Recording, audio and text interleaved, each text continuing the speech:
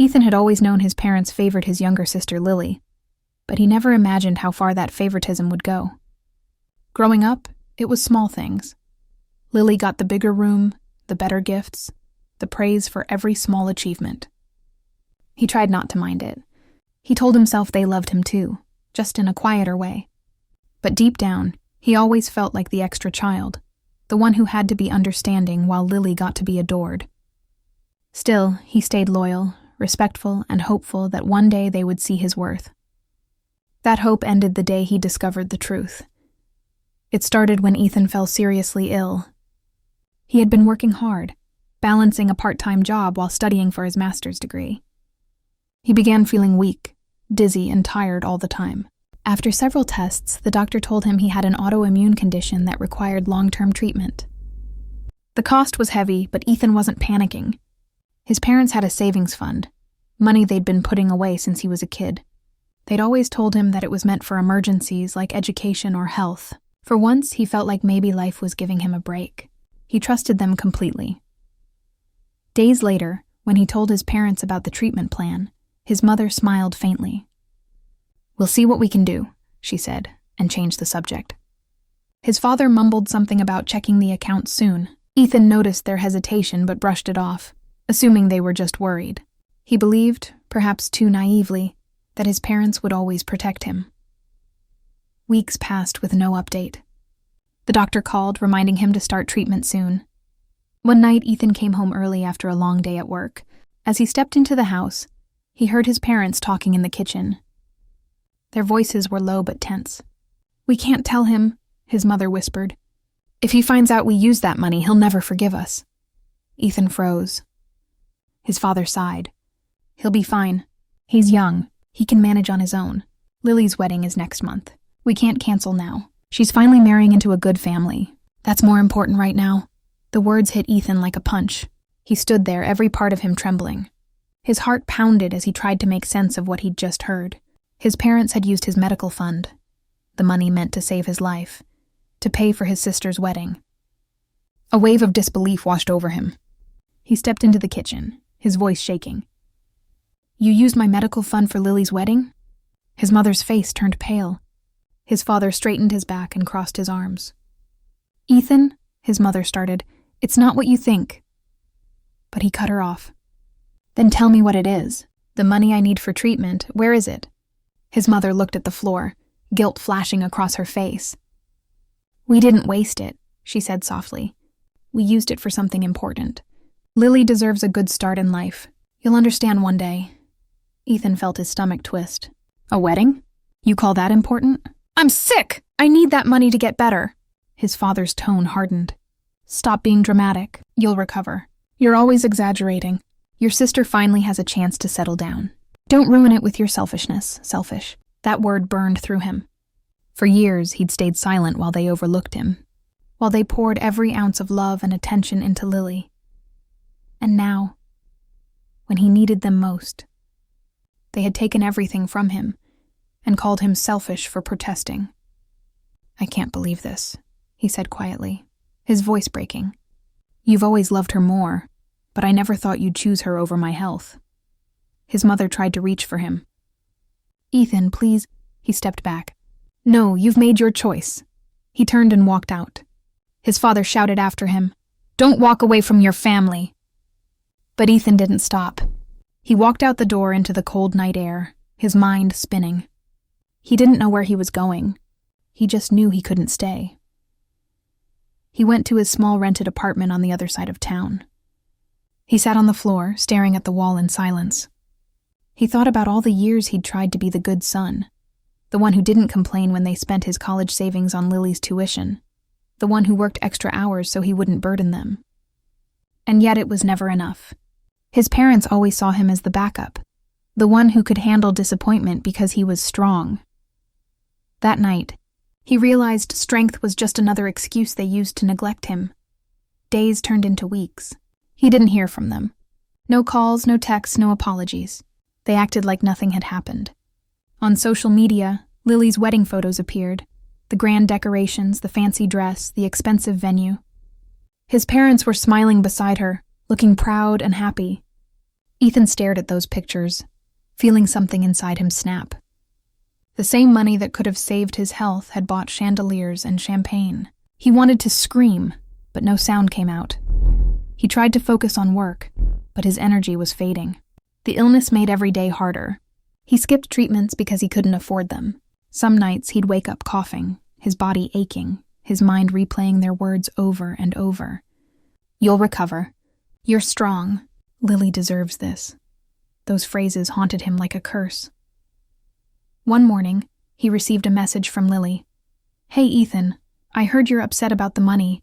Mom said she'll pay you back later. Please don't be angry. My wedding was a once-in-a-lifetime event." Ethan stared at the message in disbelief. Pay me back later? It wasn't about the money anymore. It was about what it meant. His life had been worth less than a party in their eyes. He didn't reply. He deleted the message and blocked her number. His parents didn't bother contacting him directly. To them, silence meant everything was fine. Ethan realized then that his place in the family was never secure. He had always been temporary, replaceable. Months went by. He managed to stabilize his health with cheaper medication, but he was exhausted, emotionally and physically. Sometimes, when he passed by families laughing together, he felt a deep ache in his chest. He missed having parents he could rely on, but that version of them no longer existed. The people who raised him had chosen luxury over loyalty. Ethan started to rebuild his life quietly. He worked extra hours, avoided family gatherings, and told everyone he was too busy. No one from home reached out, not even on his birthday. It was like he had been erased from their world, but that emptiness began to harden into something else. Resolve. If they could live without him, he could learn to do the same. Then one evening, while walking home from work, he passed a jewelry store window and saw a familiar photo. His sister and her husband smiling, holding hands, promoting the store that had sponsored their wedding. His parents' faces were in the background, glowing with pride. For the first time, Ethan didn't feel anger. He felt clarity. They had chosen their happiness, their image, their golden child, and he was done trying to belong. He went home, packed away the few family photos he had, and placed them in a box. He didn't burn them, didn't throw them away. He simply put them out of sight. That act wasn't out of hate. It was his quiet goodbye, the moment he decided he would never go back to being the forgotten son begging for approval. That night, he sat by the window, the city lights flickering outside, and made a silent promise. He wouldn't let their betrayal define him. He would build a life where no one could take from him again. And if his parents ever needed him, they would learn what it felt like to be on the other side of silence. Ethan had lost his savings, his trust and his family, but in that loss, he gained something they could never buy, the strength to walk away. That was the night his story of revenge began.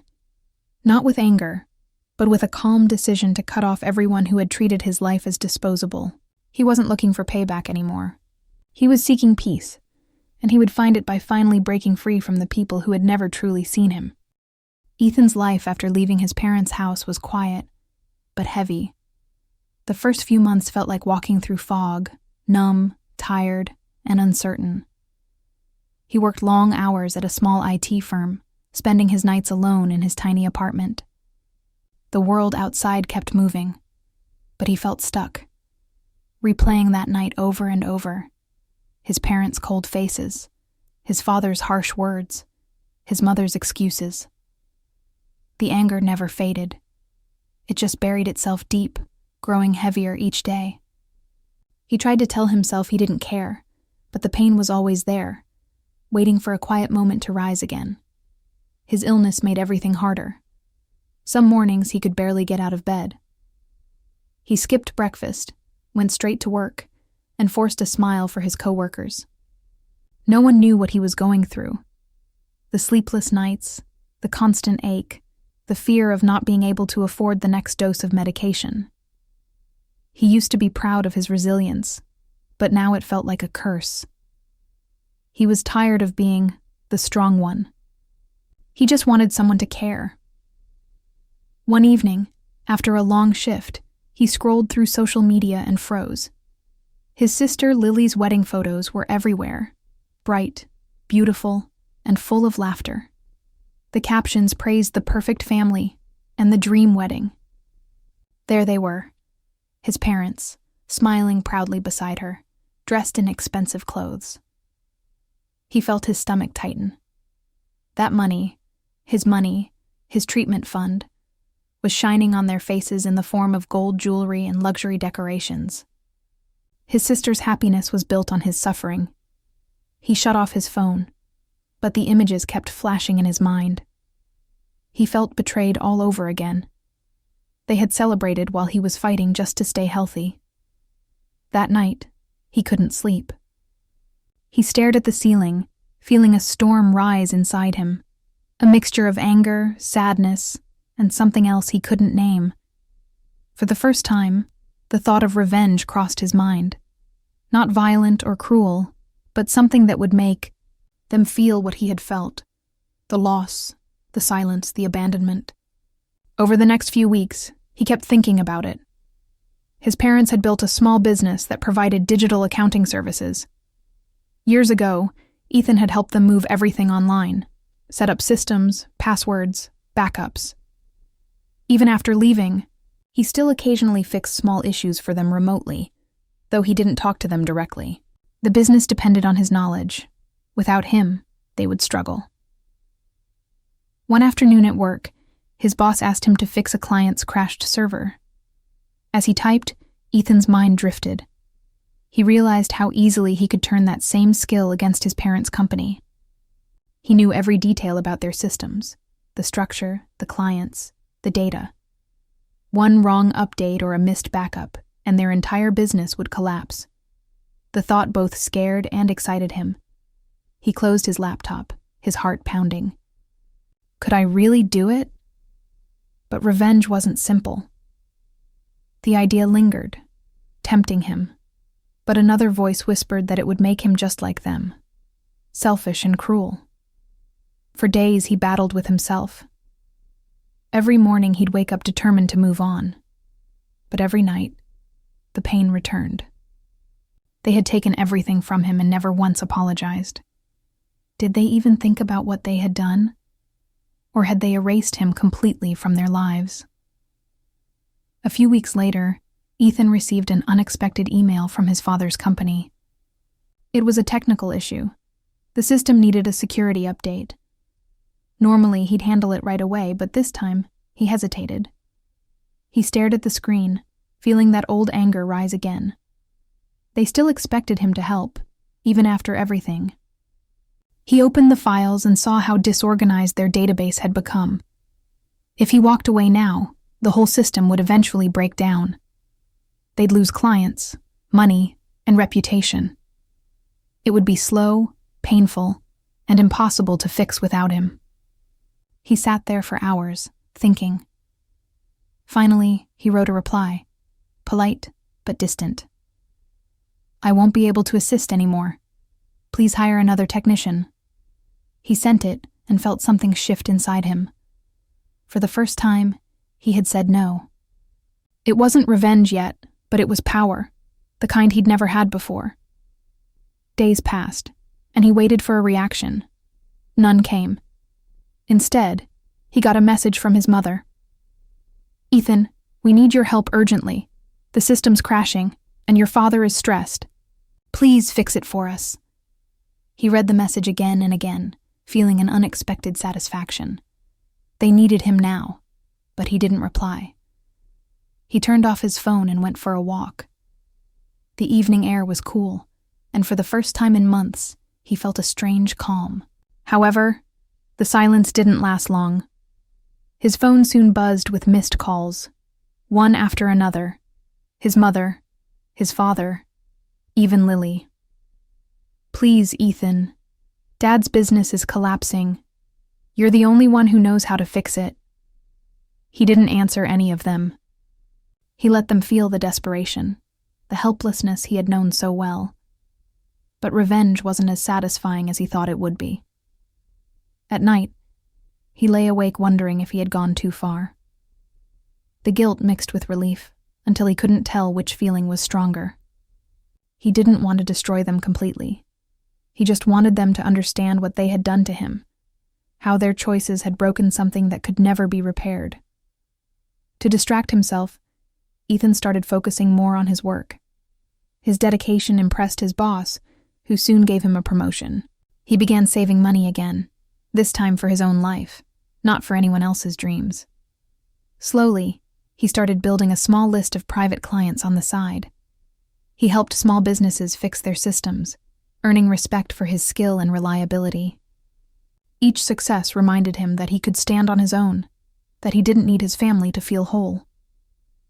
One day, while organizing his files, Ethan found an old photo on his computer, a picture of his family before everything fell apart. He looked younger, smiling beside his parents and Lily. They looked happy. He almost didn't recognize them. For a moment, sadness washed over him.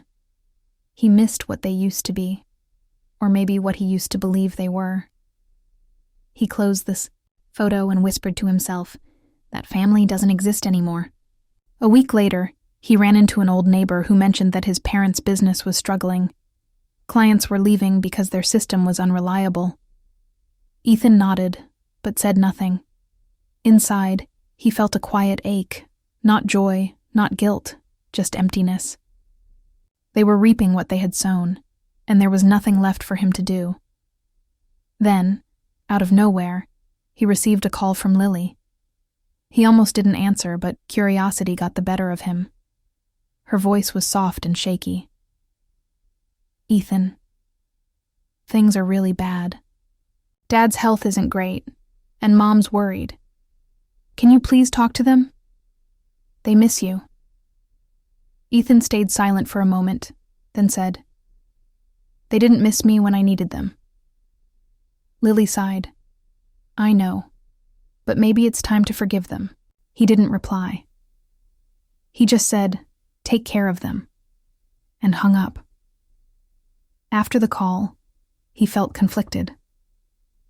A part of him wanted to forgive, to let go of the bitterness.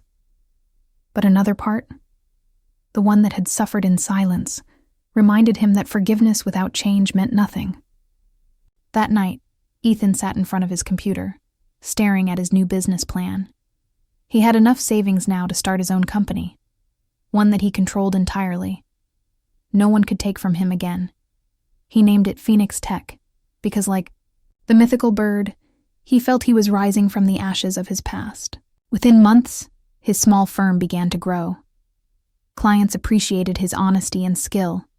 He hired a few employees, offering them the fairness he never received from his family. He didn't talk about his past, but every success felt like quiet justice. His revenge was no longer about hurting his parents. It was about proving that he could rebuild himself without them. Ethan never checked on his parents' business again. He didn't need to. The silence between them said enough. For years he had carried the pain of betrayal like a wound. Now that wound was healing, not through revenge, but through self-respect. He learned that sometimes the best way to get even is not to destroy what hurt you, but to rise so high that it can no longer reach you. As he looked out his office window one evening, watching the city lights shimmer, Ethan smiled faintly. His past had nearly broken him, but it had also built him. Revenge had started his journey, but forgiveness, silent, distant, and private, was what ended it. And in that quiet moment, he finally felt free. Months passed since Ethan decided to cut his parents off, and in that time, his life began to shift. The silence from them was no longer painful. It was peaceful. He worked hard at Phoenix Tech, his own growing company, and slowly built a life that belonged entirely to him. But sometimes, when the office was quiet and the city lights flickered outside his window, memories of his family returned like faint echoes. He had gained success, but a part of him still wondered if revenge had really healed him, or simply built a wall around his heart. One morning, as Ethan was finishing a client meeting, his phone buzzed. The caller ID made his chest tighten. It was his mother. He stared at the screen for a long moment before rejecting the call. Seconds later, a message appeared. Ethan, please pick up. We need to talk. He ignored it, but then more messages followed. Your father's business is failing. We're desperate. Please help us. For a while, he sat there frozen. A strange mix of emotions filled him. Anger, pity, and something that felt like closure. The same people who had left him helpless now wanted his help. He remembered all the nights he'd lain awake sick, wondering if they cared whether he lived or died. And now here they were, asking for a lifeline. He should have felt satisfaction, but all he felt was emptiness. That evening he went home and sat by the window, phone in hand. The calls kept coming. He didn't answer. He wanted them to feel the same silence he had endured. But the next day, when he opened his email, he saw one from his sister, Lily. The subject line read, "Please don't ignore this." Against his better judgment, he opened it. "Ethan," she wrote, "I know you hate us. You have every right to. I didn't know about the fund until after the wedding. Mom lied to me about where the money came from. I'm sorry for what happened. I wish I could change it. But Dad isn't doing well. He's been sick, and the business is collapsing. Mom cries every day. Please talk to them once. If not for them, then for yourself." Ethan read the message twice. For the first time, Lily's words felt real. Not defensive, not spoiled, just honest. He didn't reply right away. Instead, he closed his laptop and went for a walk. The city buzzed with noise, cars honking, people laughing. He felt like a ghost among them. Someone alive but still living with invisible scars. He had built walls around himself to stay safe, but now those walls made him feel isolated. That night, he dreamed of his old house, the laughter, the warmth, the smell of his mother's cooking. In the dream, he was a boy again, before all the bitterness, before the betrayal. When he woke up, he realized how much he had lost. Not just family, but the version of himself that once believed in love without fear. Days later, Ethan finally decided to see Lily. They met at a small cafe near his office. When she walked in, he almost didn't recognize her. She looked older, tired, her cheerful glow replaced with worry. "Ethan," she said softly, sitting down. "I didn't think you'd come." "I wasn't sure I would," he admitted. They sat in silence for a moment. Then she said, "I know you think I was part of it, but I swear I didn't know. Mom told me it was from a business loan. I found out the truth months later. I tried to talk to her, but she told me to stay out of it." Ethan looked at her, studying her expression. For years, he had blamed her as much as their parents. But now, seeing her eyes filled with regret, his anger softened. "It doesn't change what they did," he said quietly. "They chose their pride over me." Lily nodded. "I know, and now they're paying for it. Dad's company is almost gone. He's been sick for months, but he's too proud to admit it. Mom's scared. I don't expect you to forgive them, but maybe just talk to them once. You don't have to help. Just let them know you're okay." Ethan hesitated. Part of him wanted to walk away, to protect the peace he had finally built. But another part whispered that closure sometimes came from confrontation, not avoidance. He agreed to visit, not for them, but for himself. When he arrived at his parents' house after years of silence, everything looked smaller. The walls that once felt warm now looked worn and faded.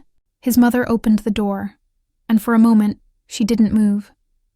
Her eyes filled with tears. "Ethan," she whispered.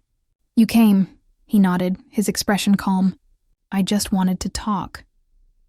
His father was in the living room, thinner than Ethan remembered, his hair grayer. The proud man who once scolded him now looked fragile. "You look well," his father said awkwardly. "I am," Ethan replied. "I built my own company. Things are good." His mother smiled faintly through tears. "We always knew you'd make it." Ethan almost laughed. "You didn't believe in me when I needed you." The words came out sharper than he intended. His father looked down. "I made mistakes," he said quietly. "I thought I was doing the right thing. I thought Lily's marriage would secure her future, and that you'd recover. I didn't realize what I was destroying." Ethan's chest tightened. Hearing the apology didn't erase the past, but it brought something close to peace. "You hurt me more than you'll ever know," he said. "But I'm not here to argue. I just wanted to tell you I'm done being angry. I'm not coming back, but I'm moving on." His mother reached out. Can we at least see you sometimes?" He shook his head. "Not now, maybe someday, but not yet." He stood to leave. His father's voice stopped him. "Ethan," he said, struggling to speak, "I'm proud of you." For a moment, Ethan didn't know what to say. Those were the words he had wanted to hear all his life, but now they felt hollow. Still, he nodded once and walked out the door. As he stepped into the sunlight, he felt something shift inside him. Not forgiveness, but release. That night, back at his apartment, he sat by the window again. For the first time in years, he felt light. The revenge, the silence, the anger. It had all led him to this moment. He didn't need to destroy them to win. Walking away on his own terms was victory enough. Months later, Ethan's company flourished. Phoenix Tech expanded across cities, known for its integrity and efficiency. He hired people who had been overlooked by others, giving them the chances he never got. His success became his quiet revenge, not against his parents, but against the pain they caused. He had turned betrayal into strength. One evening, Lily visited his office. She brought a photo, their family from years ago. "Mom wanted you to have this," she said. "Dad passed away last week." Ethan froze for a moment, then nodded. There were no tears, only a deep, steady calm. He took the photo, thanked her, and placed it on his desk. After she left, he looked at the picture. The smiling faces no longer hurt him. Instead, they reminded him how far he had come. His father was gone, his mother old and frail, his sister distant, but Ethan was alive, healthy, and at peace. He leaned back in his chair and whispered to himself, "I won." Not in a loud, triumphant way, but with quiet strength. He had won back his life, his dignity, his freedom. The next morning, he donated a large sum to a charity that funded medical treatments for struggling students. He didn't sign his name. It wasn't about recognition. It was about closing the circle. What his parents had taken from him, he would now give to others. Years later, Ethan still thought about his family sometimes. He never reconnected with his mother, though he sent her money anonymously to help with bills. He didn't do it out of love or guilt. He did it because he didn't want to carry hatred anymore. In the end, Ethan realized revenge hadn't healed him. Growth had. Revenge had given him power, but forgiveness, even in silence, gave him peace. He learned that sometimes the best way to rise above betrayal isn't to fight fire with fire, but to build a new life from the ashes. As he stood by his office window, watching the sunrise paint the sky gold, Ethan smiled softly. He had been broken, forgotten, and replaced, but he had rebuilt himself stronger than ever. His story wasn't about revenge anymore. It was about redemption, the quiet kind that doesn't shout, but shines.